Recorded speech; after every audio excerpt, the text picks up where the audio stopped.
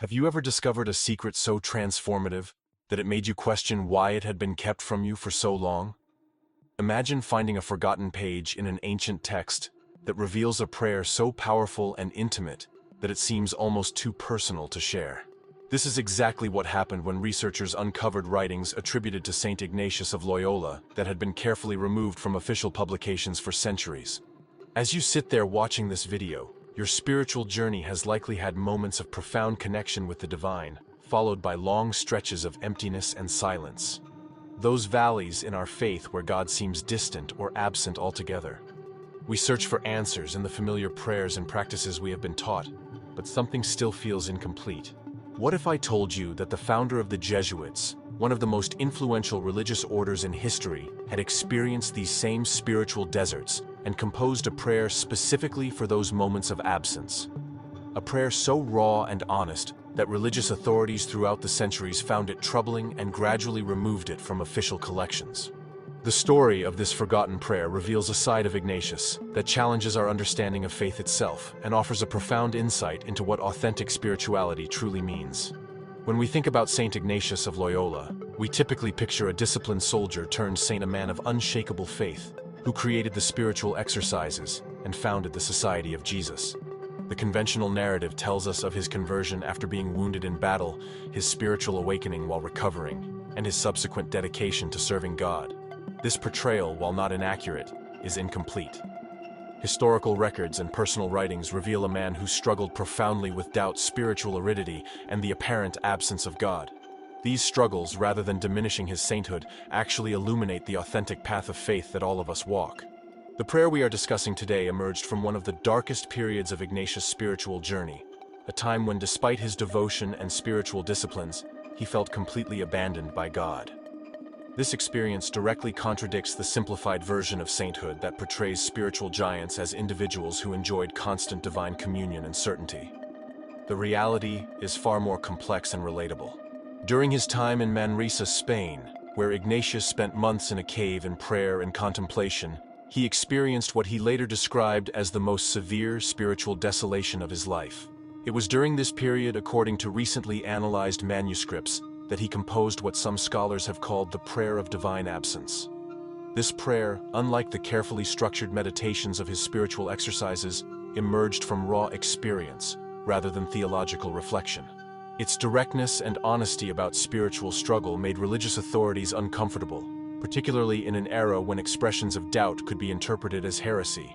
Yet this prayer, rather than undermining faith, actually deepens our understanding of what authentic spirituality entails. It acknowledges that the path to God often passes through valleys of uncertainty, questioning, and even apparent divine silence. What makes this forgotten prayer so powerful is not just its historical significance, but its relevance to our own spiritual journeys. In a religious landscape that often emphasizes certainty and constant spiritual consolation, this prayer gives voice to the reality that most believers experience periods of doubt and divine silence. By reclaiming this aspect of Ignatius' legacy, we recover a more authentic understanding of faith, one that embraces the full spectrum of spiritual experience. The gradual disappearance of this prayer from official collections was not necessarily the result of a coordinated conspiracy, but rather a slow process of theological sanitization. As the Society of Jesus grew in influence and sought to present its founder as an unimpeachable model of faith, writings that revealed his spiritual struggles were gradually edited, marginalized, or contextualized in ways that diminished their impact. This process accelerated during the Counter-Reformation, when Catholic authorities were particularly sensitive to any expressions that could be misinterpreted as supporting Protestant views. The cultural and historical context of 16th-century Europe helps us understand why such a powerful prayer might have been systematically excluded from the official narrative. During this period, the Church was facing unprecedented challenges from the Protestant Reformation, which questioned traditional Catholic teachings about faith, grace, and salvation. In this tense environment, any suggestion that a saint, especially one as influential as Ignatius, had experienced profound spiritual doubt could be weaponized by critics of the Church. Additionally, the emphasis during this period was on presenting models of faith that inspired certainty and confidence, rather than acknowledging the complexities and struggles inherent in authentic spiritual life. The manuscripts containing this prayer were not completely destroyed, but rather archived separately from his main works labeled as preliminary writings or personal reflections not intended for public consumption. This categorization effectively relegated them to obscurity, where they remained largely forgotten until recent scholarly work brought them back to light. The rediscovery of this prayer invites us to reconsider not just our understanding of Ignatius, but our approach to spirituality itself. It challenges us to embrace, rather than fear, the questions, doubts, and periods of divine silence that are integral to authentic faith. I want to pause for a moment here and ask you something important. Have you ever experienced a time in your spiritual journey when God seemed completely absent? Those moments when your prayers feel like they are bouncing off the ceiling and returning unanswered? When despite your best efforts to remain faithful, you feel nothing but emptiness and silence? I want you to know that if you've experienced this, you are not alone. Even great saints like Ignatius struggled with these periods of spiritual darkness. If this resonates with your experience, I invite you to share in the comments with the words, "I have walked through the desert." Your willingness to acknowledge this difficult aspect of faith might be exactly what someone else needs to read today, to feel less alone in their own spiritual journey. Sometimes knowing that others, including the saints, have experienced the same struggles we face can be the first step toward finding our way back to spiritual consolation. The actual text of what scholars have called the prayer of divine absence is striking in its directness and honesty. While I cannot claim to present the exact original language, as the manuscripts exist in various forms and translations, the essence of the prayer reflects Ignatius' struggle during his time in Manresa. The prayer begins not with praise or formal address, but with a cry of confusion. "Where are you in this emptiness? I have followed the path you seem to lay before me, and now find myself alone in darkness." The language is intimate, personal, and raw, a far cry from the carefully structured meditations found in the spiritual exercises. Ignatius continues expressing his disorientation. "I have sought you in the disciplines you taught in the sacraments, you established in the silence you were said to inhabit, and still I cannot find your presence." This brutal honesty about spiritual desolation reflects an experience many believers have but few feel permitted to express, especially within religious communities that emphasize certainty and constant consolation. Perhaps most striking is the portion where Ignatius writes, "If this absence is itself a form of presence, teach me to recognize you in the void. If this silence is your voice, help me to understand its language." These lines reveal a profound spiritual insight that divine absence might itself be a form of divine communication, that the experience of God's silence might be as spiritually significant as the experience of God's presence. The prayer concludes not with resignation, but with a determined faith that transcends feeling, "I will continue to serve you even in this darkness. I will trust that dawn will come, even when I cannot see the first light of morning. I will speak of your faithfulness even when I cannot feel it myself." This is not the faith of spiritual consolation, but the deeper, more tested faith that perseveres through desolation. This prayer reveals a dimension of Ignatius' spirituality that adds depth and authenticity to our understanding of the saint. It shows that his faith was not built on constant spiritual highs or uninterrupted divine communion, but on a commitment that transcended his immediate emotional and spiritual experience. This is perhaps the most challenging and valuable aspect of his legacy for believers today, who often measure their spiritual health by their feelings of closeness to God rather than by their committed action in the world. The concept of spiritual desolation is central to Ignatian spirituality, though it is often glossed over in popular presentations of his teachings. In his Rules for the Discernment of Spirits, Ignatius defines desolation as darkness of soul, disturbance in it, movement to low and earthly things, disquiet from various agitations and temptations, moving to lack of confidence, without hope, without love, leaving the soul totally slothful, tepid, and sad. He understood these experiences not as failures of faith, but as integral parts of the spiritual journey that could serve various purposes in God's relationship with the believer. According to Ignatius, spiritual desolation might come for several reasons. First, it might be the natural consequence of our own spiritual neglect or sin. Second, it might be a test to reveal the quality of our faith and service when immediate rewards of spiritual consolation are absent. Third, and perhaps most profoundly, it might be a way of teaching us that spiritual consolation is itself a gift, not something we can produce or control through our own efforts. This understanding transforms how we view periods of divine silence. Rather than seeing them as failures to be overcome or punishments to be endured, we can recognize them as potentially valuable spaces where a different kind of spiritual growth becomes possible. The prayer of divine absence embodies this understanding not just conceptually, but experientially. It emerged not from theological reflection, but from lived experience, making it all the more powerful and authentic. When placed alongside the better-known elements of Ignatian spirituality, like the daily exam or the spiritual exercises, this prayer completes our understanding of his approach to faith. It reminds us that authentic spirituality embraces the full spectrum of human experience, including those moments when God seems distant or absent. This more complete picture of Ignatius helps us understand why his spiritual approach has remained so relevant and powerful across the centuries. It speaks to the reality of faith as it is actually lived, not just as it is idealized in spiritual writings. One of the most fascinating aspects of this forgotten prayer is how it relates to a pivotal moment in Ignatius' life that is well documented, but often misunderstood: his experience by the Cardona River. In his autobiography, Ignatius describes a profound mystical experience. While sitting by this river near Manresa, in a moment, he seemed to see everything in a new light. Not that he had a vision, but he experienced an enlightenment which left him with an abiding sense of consolation and knowledge. This experience is typically presented as a moment of profound spiritual consolation, which it certainly was. However, what is less emphasized is that this experience came after months of spiritual desolation, including the period when the prayer of divine absence was likely composed. This context dramatically changes our understanding of this pivotal moment. The enlightenment Ignatius received was not just intellectual or spiritual insight, but a resolution to a profound period of divine silence. It suggests that his experience of God's absence was itself preparing him for a deeper, more authentic encounter with divine presence. This pattern, absence followed by presence, darkness followed by light, offers a profound template for understanding the spiritual journey.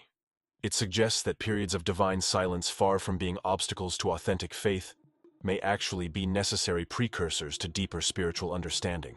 This insight has been echoed by other spiritual masters throughout history, from John of the Cross, with his concept of the dark night of the soul, to Mother Teresa, whose private writings revealed decades of spiritual darkness, even as she performed her world-changing work. The rediscovered prayer helps us place Ignatius firmly within this tradition of spiritual realism, rather than spiritual idealism. It presents faith not as an unbroken experience of divine communion, but as a complex journey that includes both presence and absence, both certainty and doubt. This understanding has profound implications for how we approach our own spiritual lives. It suggests that we should neither fear nor pathologize experiences of divine absence, but rather recognize them as potentially valuable spaces where faith can deepen and mature. How might this forgotten prayer change our approach to spiritual practice today? First, it gives us permission to be honest about our experiences of divine absence, rather than pretending to feel a connection we don't actually experience. This honesty is itself a form of spiritual practice, one that refuses to reduce faith to emotional experience or intellectual assent. Second, it invites us to find meaning in periods of spiritual desolation, rather than simply trying to escape them. If Ignatius could compose a prayer from his experience of divine absence, and if that experience could precede one of the most profound spiritual illuminations of his life, perhaps our own experiences of absence have spiritual value we have yet to recognize. Third, it challenges us to redefine faithfulness. If faith is measured not by feelings of spiritual consolation, but by continued service and trust, even in periods of desolation, we may discover that our faith is stronger and more authentic than we realized. These insights are not just theoretically interesting, but practically transformative. They offer a way of understanding spiritual life that is both more demanding and more liberating than approaches that emphasize constant emotional connection or intellectual certainty. To implement this understanding in our daily spiritual practice, we might begin by acknowledging rather than denying or minimizing our experiences of divine absence. This acknowledgement need not be public, though sharing with trusted spiritual companions can be helpful, but it must be honest. We cannot navigate spiritual desolation if we refuse to admit we are experiencing it. Once acknowledged, we can approach these experiences not as failures to be overcome, but as spaces to be explored. What might God be communicating through absence? What might we learn about ourselves and our faith in these desert periods? Finally, we can remember Ignatius' example of continuing to serve even when feeling disconnected from the source of his calling. Action, particularly action for the benefit of others, can sometimes be a bridge back to spiritual consolation, a way of encountering God through service when direct experience seems unavailable. A particularly poignant aspect of the prayer of divine absence is its relevance to contemporary spiritual life. We live in an era often characterized by what sociologists have called the disenchantment of the world, a sense that transcendence and mystery have been stripped from our experience. Many people, including committed believers, experience what feels like divine silence on both personal and cosmic levels. Where is God in the face of suffering, injustice, and evil?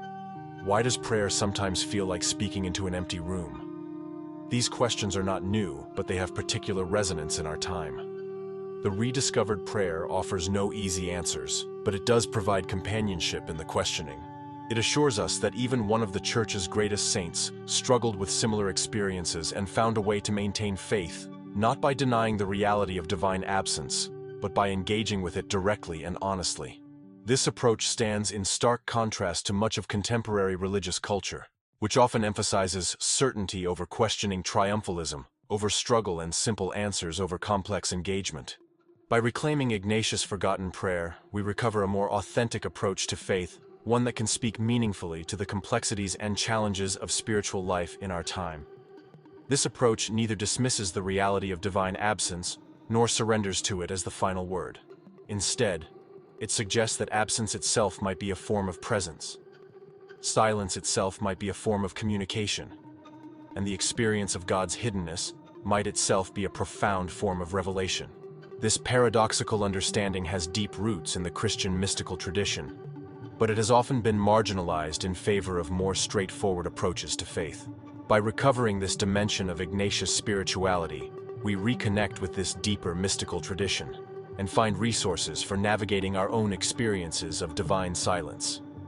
The implications of this prayer extend beyond individual spiritual practice to how we understand and express faith communally. Religious communities often struggle to make space for expressions of doubt, questioning, or divine absence. There is an unspoken pressure to present faith in its most confident and certain forms, particularly in public settings. This pressure, while understandable, can create a culture of inauthenticity, where people feel compelled to profess experiences and certainties they do not actually possess. The rediscovery of Ignatius' forgotten prayer invites religious communities to create spaces where honest engagement with divine absence is not just permitted, but valued. What might worship look like if it acknowledged not just the reality of God's presence, but also the experience of God's absence? How might spiritual direction change if directors were trained to recognize divine absence not just as a problem to be solved, but as a potentially valuable spiritual space to be explored? How might religious education be transformed if it presented faith not as an achievement of certainty, but as a committed relationship that perseveres through both presence and absence? These questions challenge religious communities to develop more nuanced and authentic approaches to spiritual formation, ones that prepare believers not just for experiences of divine presence, but also for the inevitable periods of divine silence. This more comprehensive approach to faith formation might actually produce more resilient and mature believers, people whose commitment is not dependent on constant spiritual consolation, but is tested and strengthened through experiences of desolation. The prayer of divine absence offers a template for this kind of authentic spiritual engagement, one that neither denies the reality of divine silence nor surrenders to it as the final word on God's relationship with humanity.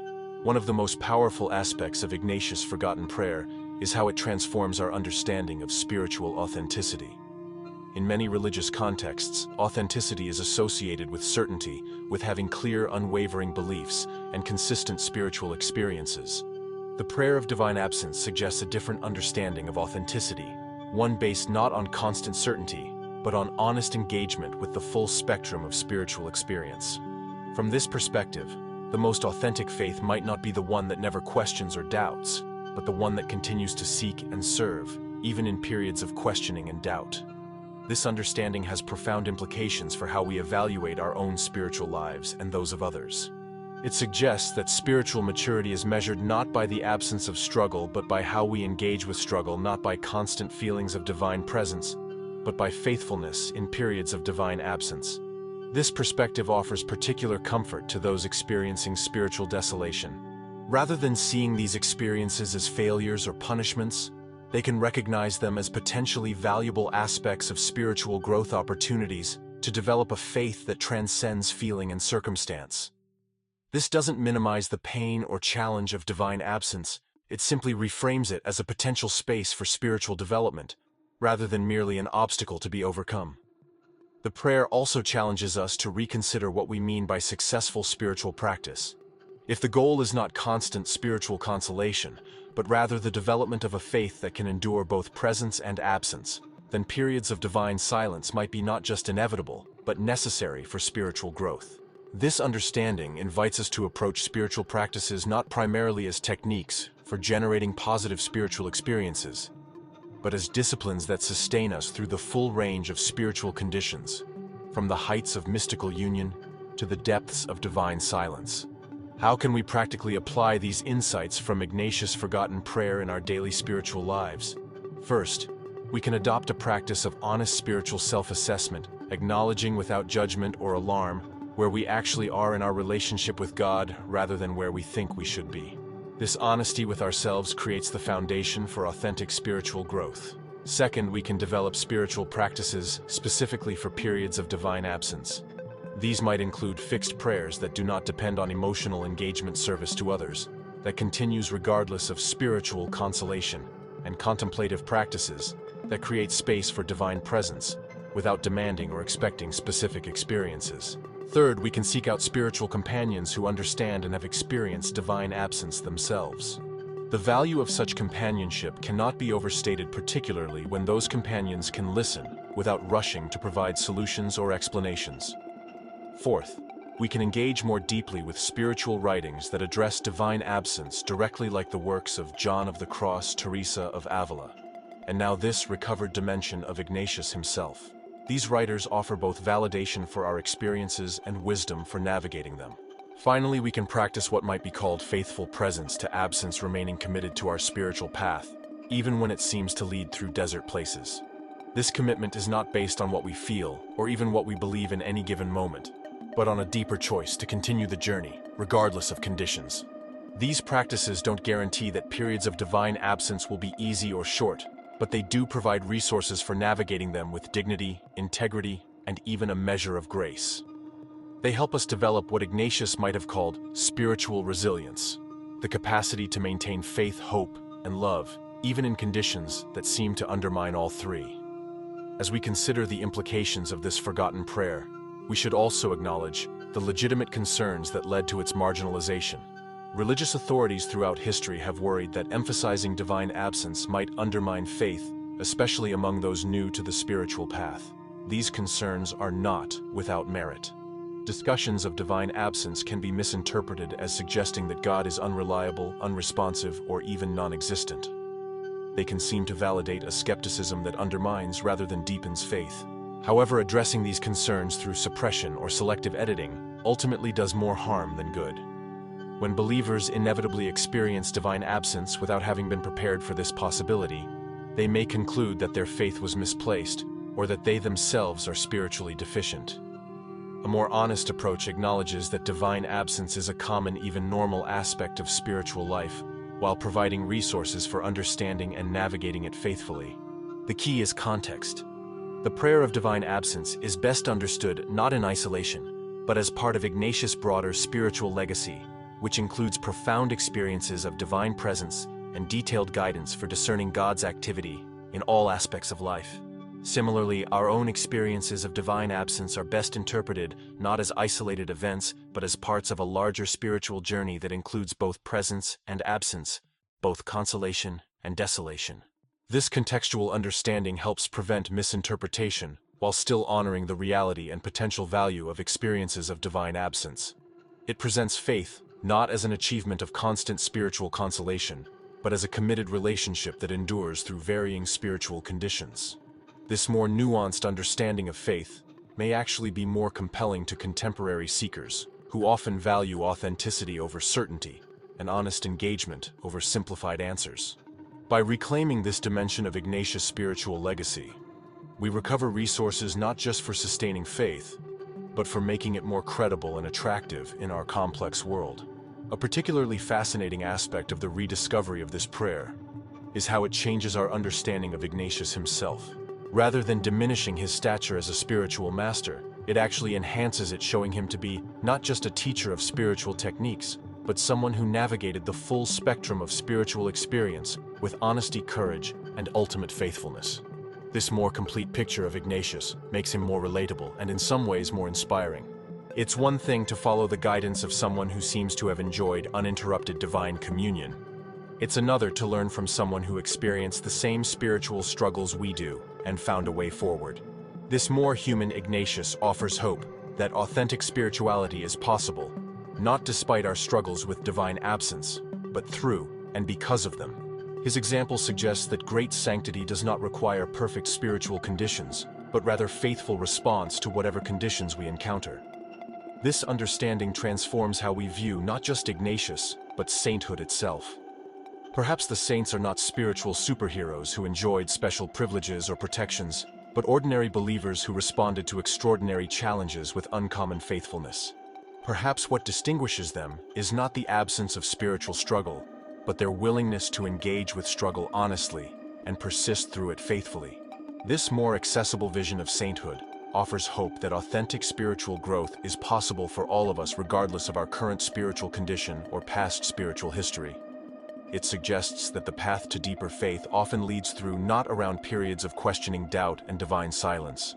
This understanding invites us to approach our own spiritual journeys with greater patience and self-compassion, recognizing that periods of divine absence do not disqualify us from authentic spirituality, but may actually be integral to it.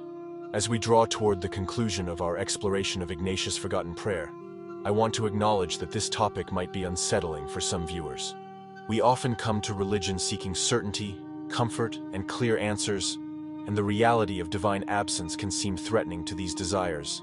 However, as Ignatius' own experience demonstrates, authentic faith is not about avoiding difficult questions or challenging experiences, but about engaging with them honestly and finding a way to maintain hope and commitment even in their midst.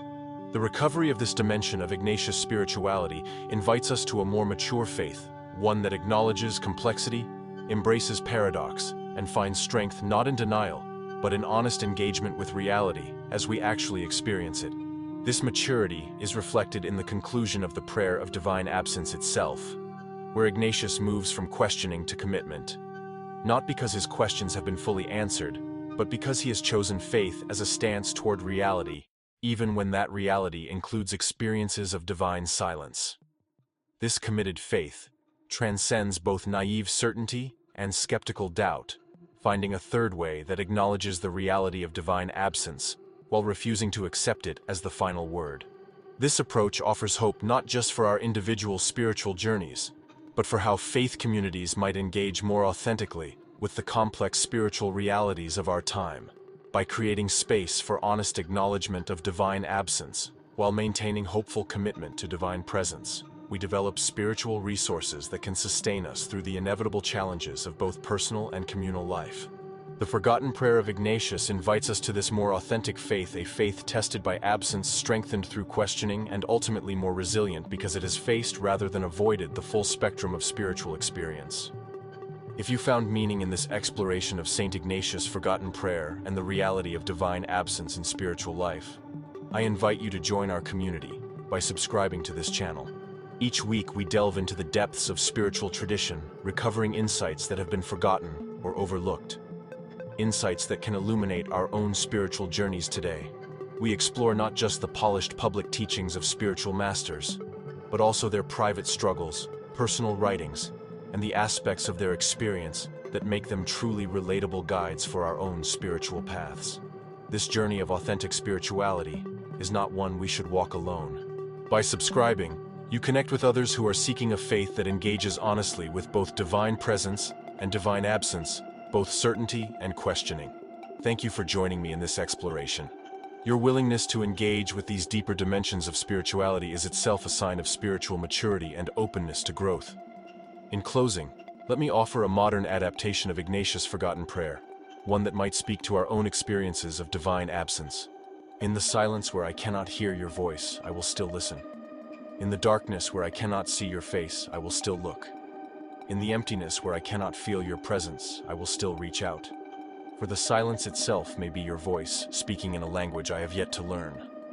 The darkness itself may be your light shining too brightly for my unaccustomed eyes. And the emptiness itself may be your presence too vast to be contained by my limited understanding. So I will wait in this absence, practicing presence to what seems absent. I will trust in this silence, attending to what seems silent. I will hope in this darkness, believing that dawn always follows even the longest night. This is not the faith I wanted, a faith of constant consolation and clarity. But it may be the faith I need, a faith tested by absence and thus made more resilient than any faith built on feeling alone. The paradox at the heart of authentic spirituality is that sometimes the path to deeper presence leads through experiences of absence. Sometimes the way to greater faith passes through periods of questioning. Sometimes the journey to more intimate communion requires seasons of apparent abandonment. This is the wisdom embedded in Ignatius' forgotten prayer, a wisdom not easily captured in simple formulas or bumper sticker theology, but a wisdom that speaks to the complex reality of spiritual life as it is actually lived. By recovering this dimension of Ignatius' legacy, we reclaim resources not just for surviving periods of divine absence, but for finding unexpected grace within them. For as Ignatius discovered by the Cardinal River, after months of spiritual darkness, sometimes the deepest illumination comes after, and perhaps because of the most profound experience of divine silence. May we have the courage to walk this path with the same honesty, commitment, and ultimate hope that characterized Ignatius' own spiritual journey. If this exploration of Saint Ignatius' forgotten prayer has touched something deep within you, I would be honored if you would take a moment to like this video and subscribe to our channel. Each week we explore aspects of spiritual tradition that speak to the deepest questions and struggles of authentic faith. We look beyond simplified narratives to recover the complex wisdom of spiritual masters who navigated the same challenges we face today. Your engagement through likes, comments, and subscriptions helps this content reach others who may be walking through their own experiences of divine absence and searching for companions on the journey. Thank you for your presence here today. Whether you are currently experiencing divine presence or absence, consolation, or desolation, know that you are not alone on this path. Others, including great saints like Ignatius, have walked this way before and found that even the darkest night eventually gives way to dawn. May your own journey through both presence and absence lead you to a faith more authentic, more resilient, and ultimately more transformative than you have yet imagined possible.